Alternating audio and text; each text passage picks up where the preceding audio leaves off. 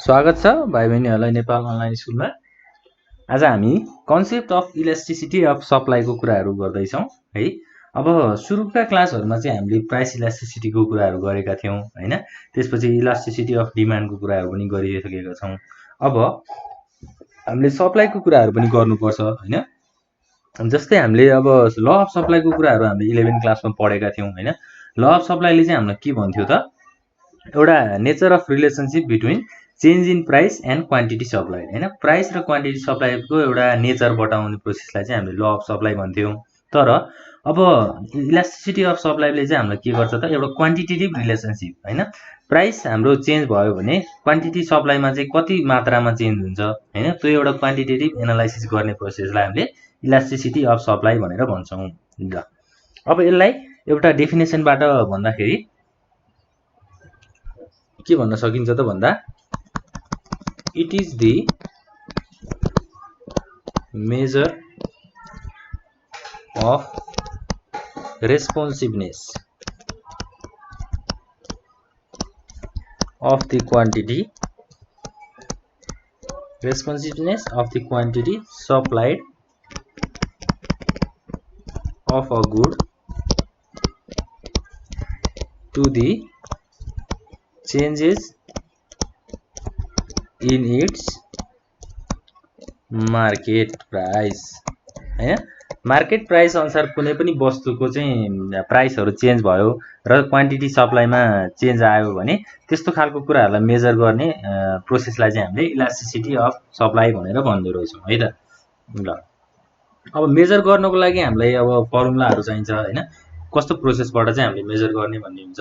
जस्तै म्याथमेटिकल कन्सेप्टबाट हेर्दाखेरि चाहिँ इलास्टिसिटी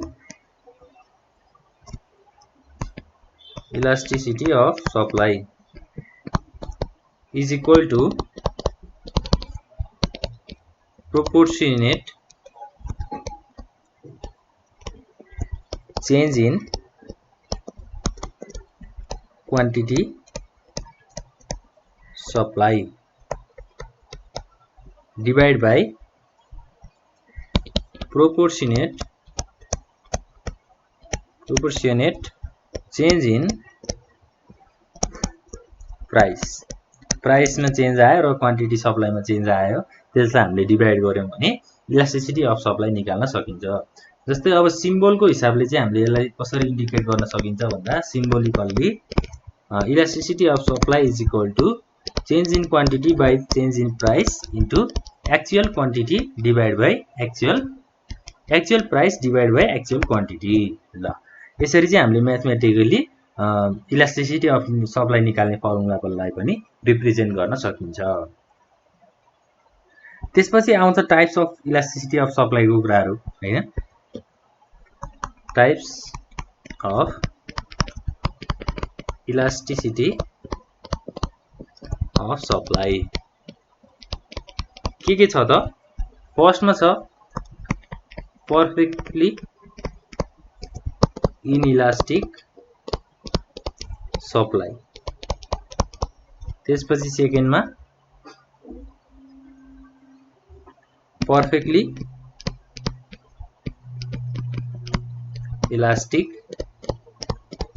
सप्लाई, थर्डमा युनिटरी इलास्टिक सप्लाई, फोर्थमा छ रिलेटिभली इलास्टिक सप्लाई। त्यसै गरी अब फिफ्थमा छ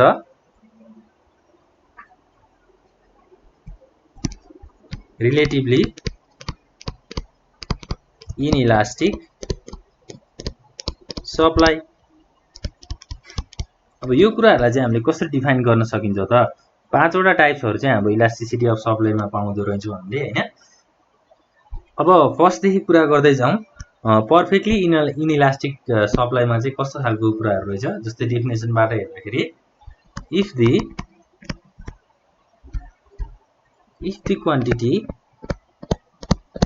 quantity of supply of good does not change does not change in the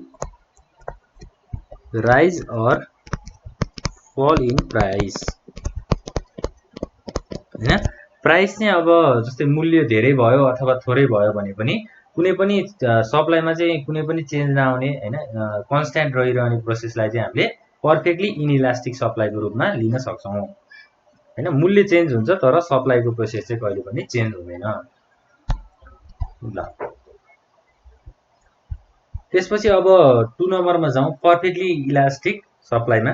perfectly elastic supply भनेको चाहिँ कस्तो हो भन्दा if there is infinite increase in quantity supply हैन, due to small rise in price हैन। प्राइसमा चाहिँ अब थोरै चेन्जहरु जस्तै थोरै बढ्न सक्छ अथवा थोरै घट्न सक्छ, त्यो त्यस्तो खालको फ्लक्चुएसन आयो भने पनि क्वान्टिटी सप्लाई चाहिँ धेरै मात्रामा इन्क्रिज हुने। जस्तै इन्फाइनाइट भनेको धेरै मात्रामा हैन, अनगिन्ती इन्क्रिज भइरह्यो भने त्यस्तो खालको प्रोसेसलाई हामीले पर्फेक्टली इलास्टिक सप्लाई भनेर भन्छौं।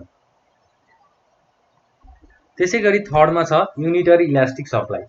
युनिटरी भनेको चाहिँ के हो त, क्वान्टिटी सप्लाई र प्राइस चेन्ज भयो भने क्वान्टिटी सप्लाई र प्राइसको चाहिँ एउटा इक्वल हैन।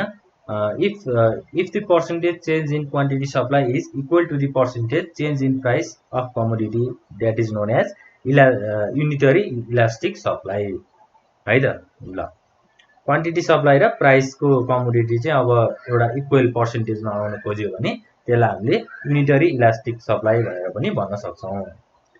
त्यसैगरी फोर्थमा छ रिलेटिभली इलास्टिक सप्लाई।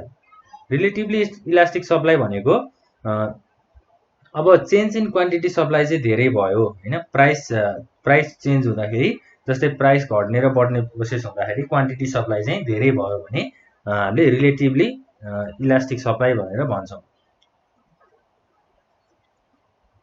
खासै बुझ्नुपर्ने कुरा त हाम्रो त्यस्तो गाह्रो केही पनि छैन हैन। जस्तै अब पर्फेक्टली इलास्टिक भन्यो भने त्यही कुराहरु भइहाल्यो। अब इन्क्रिज इन क्वान्टिटी सप्लाई हैन भयो, अब थोरै मात्रामा प्राइस चेन्ज भयो भने पनि क्वान्टिटी सप्लाई धेरै हुने। अब युनिटरी भनेको हाम्रो इक्वल कुराहरु भइहाल्यो हैन। त्यसपछि रिलेटिभली इलास्टिक भनेको अब प्राइस चेन्ज हुँदाखेरि क्वान्टिटी सप्लाई धेरै हुने भन्ने कुराहरुलाई हामीले रिलेटिभली इलास्टिक लिन सक्छौं। र रिलेटिभली इनइलास्टिक भनेको चाहिँ के हो त, लास्टमा अब क्वान्टिटी सप्लाई चाहिँ थोरै छ तर प्राइस धेरै भयो हैन, प्राइसमा धेरै नै चेन्ज आयो तर क्वान्टिटी सप्लाई चाहिँ थोरै भयो भने यस्तो खालको प्रोसेसलाई चाहिँ हामीले के भन्न सक्छौं त, रिलेटिभली इनइलास्टिक सप्लाई भनेर भन्न सक्छौं है त। ल अब खासै बुझ्नुपर्ने कुरा हाम्रो यति नै हो। 5 वटा हाम्रो टाइप्सहरु छ इलास्टिसिटी अफ सप्लाईको, त्यो कुराहरु हामीले राम्रोसँग बुझ्नु पर्यो। र यो भन्दा अगाडि चाहिँ हाम्रो एउटा के कुराहरु थियो भन्दा, जस्तै हामीले यो भन्दा अघिल्लो क्लासमा चाहिँ हामीले इन्कम इलास्टिसिटीको कुराहरु गरेका थियौं। इन्कम इलास्टिसिटीमा चाहिँ हामीले के कुरा बुझ्नुपर्ने थियो त भन्दा, nature of commodity and income elasticity हैन। इन्कम इलास्टिसिटीमा चाहिँ अब कस्तो खालको नेचर, कस्तो खालको सामानले चाहिँ हामीलाई इन्कम इलास्टिसिटीको चाहिँ चेन्जेसहरु ल्याउँछ भनेर हामीले डिस्कस गर्नुपर्ने थियो। त्यो कुराहरु चाहिँ हामी यहाँ थोरै डिस्कस गर्छौं। जस्तै हाम्रो एउटै कुराहरु भयो नि त हैन, जस्तै इन्कम इलास्टिसिटी, त्यसपछि अब इलास्टिसिटी अफ सप्लाई भनेको त सबै एउटै कुरा हो हैन।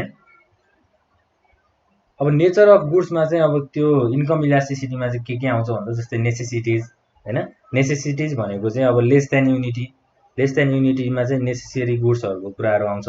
त्यसपछि अलमोस्ट इक्वल टु युनिटी भनेको अलमोस्ट अब एउटा इक्वल ल्याउने हैन, एउटा ब्यालेन्स देखाउनेलाई चाहिँ हामीले कम्फर्ट गुड्सहरु हैन। त्यसपछि आउँछ लग्जरियर गुड्स। लग्जरियर गुड्स भनेको चाहिँ ग्रेटर देन युनिटी है। यो चाहिँ हाम्रो एउटा यो भन्दा अघिल्लो कन्सेप्टको चाहिँ नेचर अफ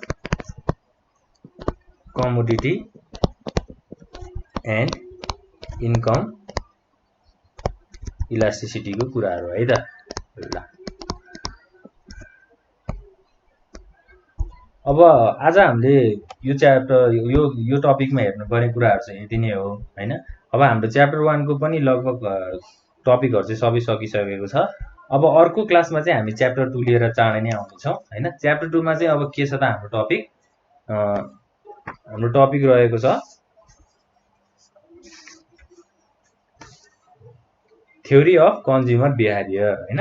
कन्ज्युमर बिहेभियरहरुको चाहिँ थ्योरीको कुराहरु हामी लिएर आउने छौं। यति भन्दै आजको क्लास यही हुन्छ। Thank you.